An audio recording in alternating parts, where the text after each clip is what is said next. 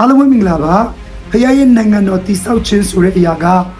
မချေနဲ့ချက်တွေအညိုးအသေးတွေနဲ့ခံစားချက်တွေနဲ့တည်ဆောက်လို့ပါဝင်ဆက်ကပ်လို့မရဘူးဆိုတဲ့အရာကိုယွာဘရဲ့တတတဲကနေပြီးတော့ပြောပြပေးခြင်းပါယွာဘဆိုတာကဒါဝိရဲ့ကိုယ်ရတော်မူဖြစ်ပါယွာဘကဒါဝိနဲ့ပတ်သက်ပြီးတော့အမြဲတမ်းစင်သင်ရှိပြီးအားကိုးရတဲ့ပုဂ္ဂိုလ်ဖြစ်ပါဒါပေမဲ့တည့်ရတော့ရှောလူဘယင်လဲတည်သွားပြီးတဲ့နောက်မှာရှောလူဘယင်ရဲ့လူယုံဖြစ်တဲ့အာဗနာဆိုတဲ့ပုဂ္ဂိုလ်ကဒီဒါဝိနဲ့ပူပေါင်းဖို့ရန်အတွက်ဒါဝိရှင်ဘယင်ရဲ့အောက်မှာဝန်ခံတဲ့ဘောတူပြီးတော့ဒါဝိဦးဆောင်တဲ့နိုင်ငံတော်ရဲ့အမှုကိုထမ်းဆောင်ဖို့ရန်အတွက်လာရောက်ပူပေါင်းတဲ့အခါမှာ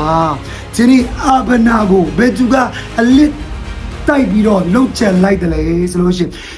ဒါဝိရဲ့ကိုယ်ရံတော်မူတယောက်ဖြစ်တဲ့ဒါဝိရဲ့အားကိုးရတဲ့ညာလက်ယုံတယောက်ဖြစ်တဲ့ယွာဘကလှုပ်ချန်ပြီးတော့တပ်ဖြတ်လိုက်တယ်ဆိုကိုတွေ့ရတာဖြစ်ပါ။ဘာကြောင့်မို့ယွာဘကအာဗနာကိုတပ်လိုက်လဲဆိုလို့ရှိရင်ဒီနေ့ဘာကြောင့်ဒီပေါင်စစ်ပွဲမှာဒီအာဗနာနဲ့ဒီယွာဘတို့ကတစ်ဖက်တစ်ချက်ဖြစ်တဲ့အခါယွာဘရဲ့ညီဖြစ်တဲ့အာသဟေလကိုအာဗနာကမတက်ချင်ပဲနဲ့တက်လိုက်ရတဲ့အတွက်ကြောင့်မို့ဒီအာဗနာကယွာဘရဲ့ညီကိုတက်ခဲ့တဲ့ပုဂ္ဂိုလ်ချစ်တဲ့အခါမှာယွာဘကလည်းပဲသူတို့နဲ့လာရောက်ပြီးတော့နိုင်ငံတော်တည်ဆောက်ခြင်းအမှုထမ်းဆောင်ခြင်းမှာလာရောက်ပူးပေါင်းတဲ့အာဗနာကိုအခွင့်ကြုံတာနဲ့တခါတည်းလှုပ်ချင်တပ်ချက်လိုက်တယ်ဆိုရကိုဖော်ပြထားပါဆိုတော့အဲ့ဒီယွာဘကအာဗနာကိုတက်လိုက်တဲ့အမှုရာနဲ့ပတ်သက်ပြီးတော့ကျမ်းစာထဲမှာဒီဒါဝိကဒီလိုပြောထားပါ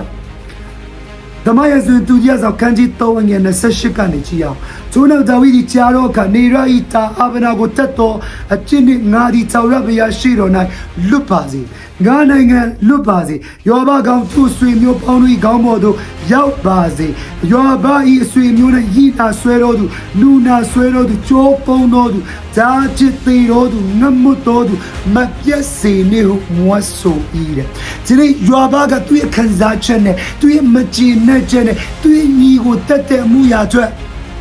စစ်ပွဲမှာတက်လိုက်ရတဲ့မှုဖြစ်ဒါပေမဲ့အလို့ချစ်ပေမဲ့သူတို့နိုင်ငံမှာလာရောက်ပူပေါင်းနေသူတို့ရဲ့ရှင်ဘီယံချစ်တဲ့ဒါဝိရဲ့အောက်မှာလာရောက်စီခံတဲ့အာဗနာကိုယွာဘတက်လိုက်ခဲ့ခြင်းကမကျင်တဲ့ချက်ကြောင့်အညိုးအသေးကြောင့်ခံစားချက်မကောင်းခြင်းကြောင့်ဒီသူရဲ့ခံစားချက်ဒီတင်းမာနေတဲ့ဒေါသတွေကိုစိတ်ချဖို့ရန်အတွက်ဖြည့်ရှင်းလိုက်တဲ့ဥယာကယွာဘရဲ့တက်တာထဲမှာဘာခံရလဲဆိုလို့ရှိရင်ဒီအဲ့ဒီယာဗနာကိုတက်လို့ခံရတဲ့ချိန်ချင်းအမင်္ဂလာကငါနဲ့မဆိုင်ပါစေနဲ့ဒါဝိကငါနဲ့မဆိုင်ုံနာမကငါရဲ့နိုင်ငံမဆိုင်ပါစေလွတ်ပါစေဒီယာဘကိုတော့ဒီသူရဲ့ဆွေမျိုးအပေါင်းတို့ခေါင်းပေါ်ရောက်ပါဒီတော့ယာဘရဲ့မျိုးတွေထဲမှာရီနာဆွဲတော်သူလူနာဆွဲတော်သူကြောကုန်းတော်သူဓာချစ်သေးတော်သူနတ်မွတ်တော်သူတွေပဲရှိပါစေတဘောလူတော်မတိုးရတဲ့အမျိုးအနွယ်တွေဖြစ်ပါစေဆိုပြီးတော့ဒါဝိကချိန်ဆလိုက်တယ်ဆိုတော့တွေးရတာဖြစ်တကယ်တော့ယောဘကဒါဝိအားကိုရဆုံးတော့ပုဂ္ဂိုလ်တယောက်တည်းပုဂ္ဂိုလ်တွေကတယောက်ချစ်ပါ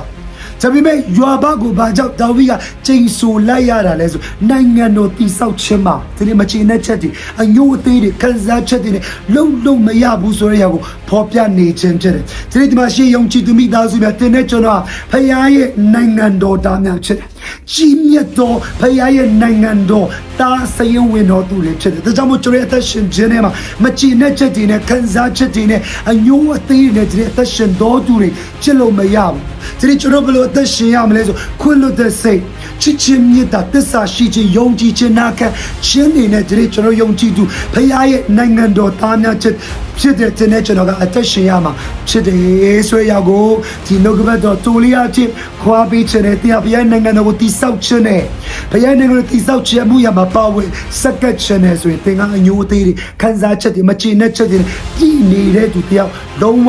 ဖြစ်လို့မရဘူးဆိုရကိုဒီနှုတ်ကပတ်တော်ကျတတိပေးခြင်းနဲ့ခွာပေးခြင်းနဲ့ May God bless you all